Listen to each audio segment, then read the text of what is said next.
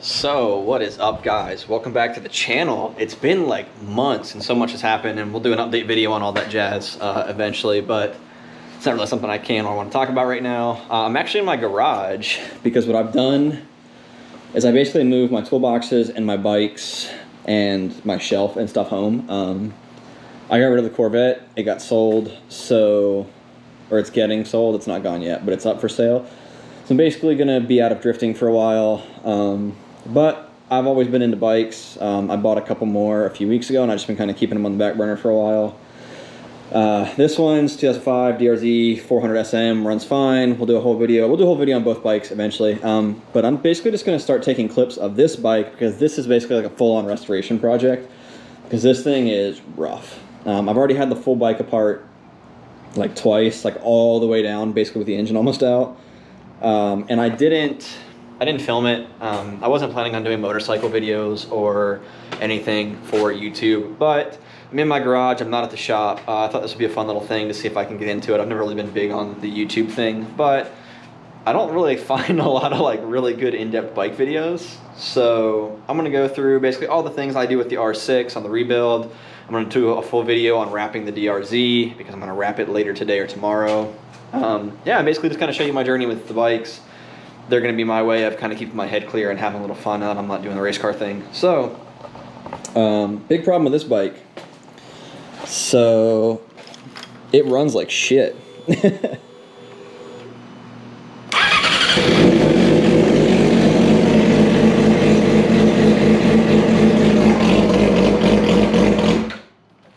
So, it runs bad, but it does run, and it runs fine above 4,000 RPMs. So, I drove it all the way home. I bought it in Destin, I drove it home, I drove it around yesterday, I drove it today. It runs great above 4,000 RPMs, which is a really common problem on R6, on R6s. This one's an 07, which is like my favorite year of the R6, that's why I bought it. I got a really, really good deal on the bike, and I don't mind dumping some money into it to do a full restoration on it because it's my dream bike, so we're gonna change the color, we're gonna do a whole bunch of stuff to it. So, but I went through all the common R6 problems where everybody was like, oh, it's your ignition coils. No, it's not. I tested them hot and cold. They all, primary and secondary, all test out okay. They're all, I don't have the sheet in front of me, but they're like right in the middle of factory spec. So it's not that. Injectors are flowing good, both the primary and secondary injectors. I didn't realize this bike had 8. I thought it only had 4.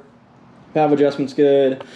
Tuning the power commander's good. I just checked it. They don't have a tune for my specific exhaust, but they're pretty much all the same. You know, you just basically download all the maps from Power Commander and you run through them one by one, and whatever the bike runs best on, you kind of leave it. Currently, I have one from an 06 in here for some reason. It came up as an 06. The map did, but it downloaded from the 07 category, but it works fine.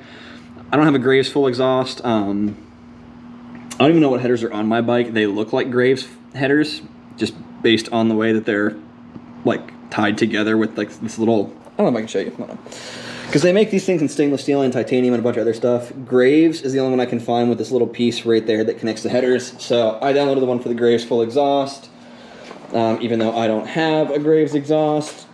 I don't know, it had a map from an Akrapovic in it when I bought it. It runs the exact same. So basically changing the map did nothing. If I start the bike back up,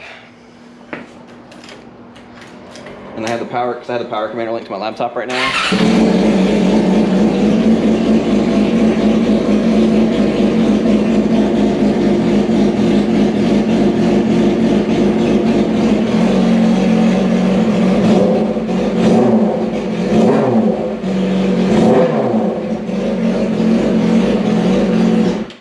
So what you'll notice is that it says 0% throttle at idle or whatever, but when I blurp it, you see 3, 7, 16, you know, whatever. It's kind of slow to run back and forth, right? So I think I found out what my problem is. I've tried everything else. I'm going to try this next and see what happens, but I need to put the bike in Diag mode to show you what I think is going on. So let me put the bike in Diag mode, and I'll see you in just a minute. Okay, so I'm actually going to attempt to film this too, because a lot of people don't know how to put these bikes in Diag mode, and it took me... There's a bunch of people that have posted it different ways. This is the way that I found works, which is even slightly different than the user's manual. For some reason it works. So you want to press and hold the select and reset button right here, and then you're going to turn your key on. You're going to hold these buttons for 8 to 10 seconds. You'll see the dash say Diag here in a second. Okay, so the dash says Diag, you let go of the buttons. Make sure your kill switch is turned on, not off, because you can use the kill switch to clear the code. You don't want to clear the code yet. Then you press and hold select and reset for 2 more seconds. Okay, so now we're in Diag mode, right? So now we can cycle through D1, D2, you know, all these different things. Shows you all these numbers, and you'll have to look up the codes for your year and what they correspond to. But right here on D01, this is TPS percentage that the bike is seeing, the ECU is seeing. Now, you can't see it on the power commander because I don't have the other harness to turn the power commander on without it, but I'm about to create one, and I'll show you how to create one of those here in another video. But you'll see this doesn't say anything. Now, you'll see D01 over here on the bike. The bike thinks it's at what I'm assuming is 17% throttle. If you crack it all the way open, it only goes to 96. But you want to go through it and just make sure it's kind of smooth, the numbers don't jump around, and I'm just barely rolling into it, but I'm rolling into it. The numbers seem good. You crack it in and out, it goes, it's all fine. It's not jumping around, right? So what I'm thinking happened is whoever built this thing, they put the power commander and loaded the map.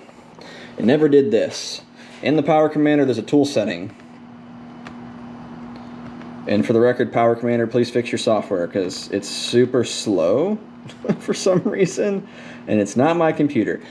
But you'll see there's a thing that says set throttle position, right? This goes through a sequence where you basically set the throttle position in the power commander to match what the bike is reading, and yada, yada, yada. Now, if you don't do that, what I'm assuming is happening is the power commander is thinking the bike is at X percentage when you roll the throttle, but the bike, the ECU is thinking it's at a different percentage. So it's not hitting the correct part of the fuel map, and I'm thinking the breakup is it loading up on fuel because this bike runs extremely rich. Like at idle, I have to run the fan in the garage just to not die in the garage. And like if you just rev it, you'll see black shit come flying out of it or whatever. So it's obviously loading up on fuel in the low RPM range, but when you're out cruising, it seems fine. The air-fuel ratios all seem fine on the bike. So I just think it's loading up on fuel basically at idle. And then it clears out at 4K because there's so much airflow and everything's starting to line back up to where there's a proper, you know, fuel and throttle and air amount, and it just wham, you know, goes fine. So we're going to figure out how to sync these things up, and then we'll take it for a test drive. We'll put the helmet cam on, and we'll see if that's the problem. Well, for you guys, it probably looks the exact same. For me, everything is completely different. My idea didn't work. I resynced the TPS, didn't change anything. I thought maybe the bike just needed cleaned out like it had been sitting. So I got all the fuel out of it. I went and put fresh fuel in it. That didn't do anything. Still running the exact same. I decided to splash some of our Ignite Red race fuel in it, which is what we run in my Corvette and Nick's old car. It's 118 octane. It's ethanol, but it's a really high octane. So I put like, I don't know, less than half a gallon in there with the 93 pump gas to blend it, just to see if I could get some of it to clean the injectors out and like clean the bike out a little bit. And ironically, it ran really good with the Ignite in it.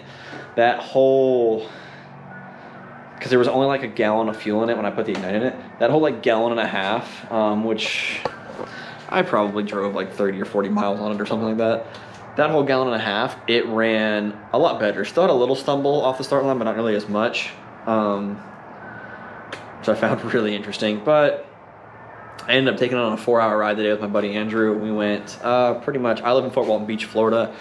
We went like all the way north of Crestview, through the state park, through some twisties, like basically all the way to Pensacola, and then we went out to the Scenic Beach Road, which I was gonna film, but then I forgot the GoPros and I forgot my Insta360 cam, so I didn't film any of it. He has like a 7-second clip of us coming across the bridge, which I'll put in here, but I lost my rear seat today.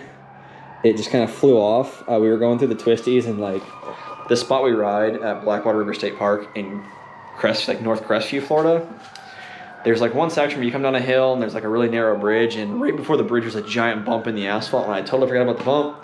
And I hit the bump going the speed limit, because that's what you say when you're on camera. And the seat came flying off, flying back at him, and I had no idea until we got to the end of the run. So whatever, I'll deal with that later. But the bike is still doing the same thing. It's still running like absolute garbage in the low end. I think at this point, I'm just gonna do coils and plugs in it anyways, just to eliminate that as a problem. I was gonna take it to the, Demboski Motorsports, which is in Fort Walton Beach, Florida. The guys there are really good friends of mine, and the owner has an R6. They're really good with Yamahas, and let them go through it. But before I do all that, I'm actually going to wrap this video up here. I'm going to tear the bike all the way down. I'll have them work on it once I tear it like all the way down. But I wanted to get the bike running good before I started doing the cosmetic stuff. But at this point, I just kind of want to do it all. But like you can see right here, the tank is like, it's been spray painted. The whole bike's been spray painted. Like this is spray paint. And there's runs all through here. And like they got spray paint on the triple tree and like the forks. And like there's paint all down here and stuff. So, oh, that was embarrassing. The camera just shut off. Like I was saying, there's paint and runs all through here. There's paint all over the engine. They're just spray paint everywhere. I mean, like they spray painted everything. I think even the wheels are spray painted gold. Like, because it's chipping right here and it's really easy to rub off. So I think at this point, I'm just gonna strip it all down, go through everything, clean everything, just make sure everything is good on the bike. And then I'll diagnose the low end misfire problem. I'm pretty sure it's just coils. It got worse on the ride the longer I rode. I'm assuming because the coils get hot and they heat up. They did, like I said earlier in the video, they resistance tested fine, but that was cold. So yeah, that's where we're gonna end this video. We're gonna end it off here. I'm gonna start another video where I'm gonna strip this entire bike down. And then we're gonna do the same thing to that DRZ over there. So look forward to the next video where I'm gonna go through tearing an R6 all the way down to the bare frame because I have a buddy who does powder coating. So I'm gonna rip the whole bike down. I'm gonna get the frame powder coated. I'm gonna get the wheels powder coated. I'm gonna get the tank repowder coated. Basically, if it's metal on the bike, I'm gonna get it repowder coated, including hopefully the triple tree. I don't know. We'll see. I gotta call some people. I don't know how to take the forks and stuff apart. I'm learning as I go here. I'm not new to the bike world. I've been on bikes since I was 17 when I lived in Atlanta. I'm now 29, so I've been on bikes for 11 years of my life. There's only a 1.5 year period of my life, which was the past 1.5 year period of my life, that I did not own at least one motorcycle. So I've been on them for a long time. I just don't work on them a lot, but I was building race cars for a living. Sorry, my phone keeps going off. I was building race cars for a living, so I'm not new to mechanics or anything like that. So this is going to be a restoration project. So we're just going to go ahead and start the restoration project with this 2007 Yamaha R6. See if we can get it back in nice condition. I'm not going to reveal the color scheme yet, but it is going to be a two-tone color scheme, and it's going to be pretty bright. So I buy all the bikes black, but that's just because I either wrap them or paint them. Like I have a wrap for that one that's shattered red and gray white. This one is going to be some, I don't know yet. We'll see. We'll see what color I get it powder coated. But yeah, that's going to be the end of this video. We'll see you guys in the next one. I hope you enjoyed.